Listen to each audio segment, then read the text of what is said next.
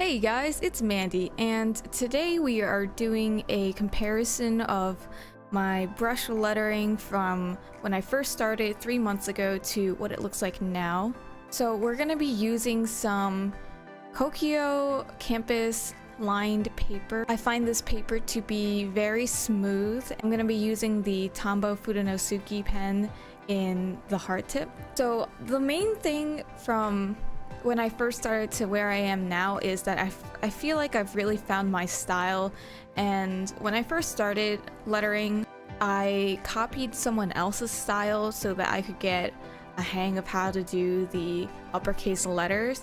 And I really do like how that person executed it, but it's definitely not for me. And definitely something I've done in the 3 months that I've been practicing is find something that fits me.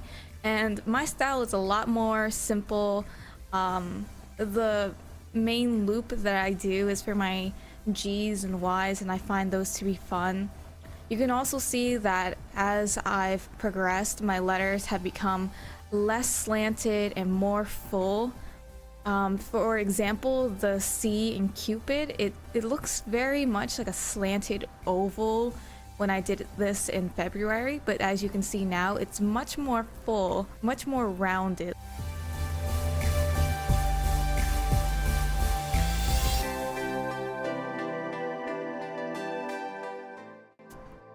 But definitely I've gotten better at spacing my letters and making them more uniform. I've gotten very comfortable with how I do both uppercase and lowercase letters. And you'll see it later. I definitely still struggle with some of the uppercase letters such as S and J and K. I think J and K are the worst ones for me. So a little bit more about my practice in these 3 months. I started out doing drills and I didn't find them to be fun at all, so I definitely dove headfirst and I was writing a lot of words and they don't look pretty in my opinion, but at the time I was very proud of how they looked because I really felt like I was getting the hang of it and I really was having fun. But definitely as I've gotten better, I look back and I'm like, ooh, that's not as great as I once thought. I'm still working on the letter J. I really don't like how I do it here. I didn't like the old style before either. I just can't really find a good way to make it look decent.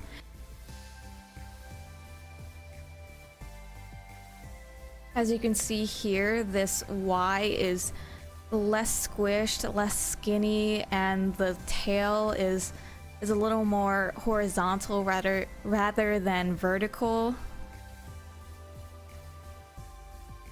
Another thing that I've started doing as I've gotten more practice is I've learned to not really string all the letters in a word together. So as you can see here with night, the G and the H don't touch. They don't continue. The H doesn't continue from the G.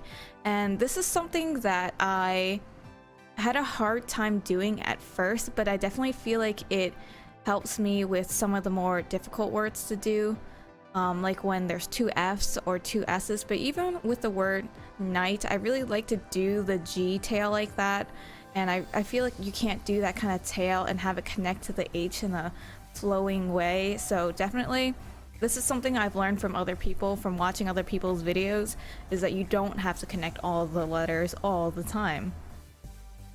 And it definitely just makes it more fun, you know, you get to do different styles for letters and different tails and loops and stuff like that.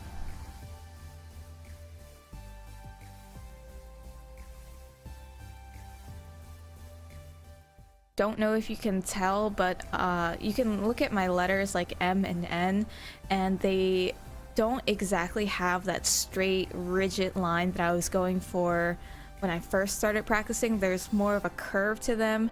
I definitely feel like that is also part of my style, is to have some more curved lines and just to not have it be so rigid.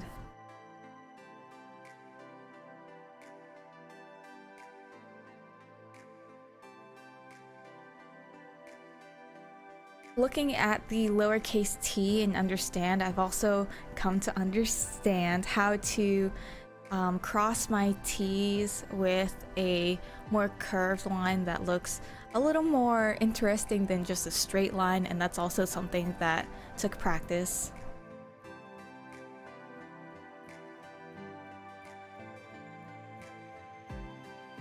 The capital X gave me trouble before, and I still feel like it gives me trouble now, and I just don't find myself using it enough to really find myself practicing it or using it, but I suppose that this X works.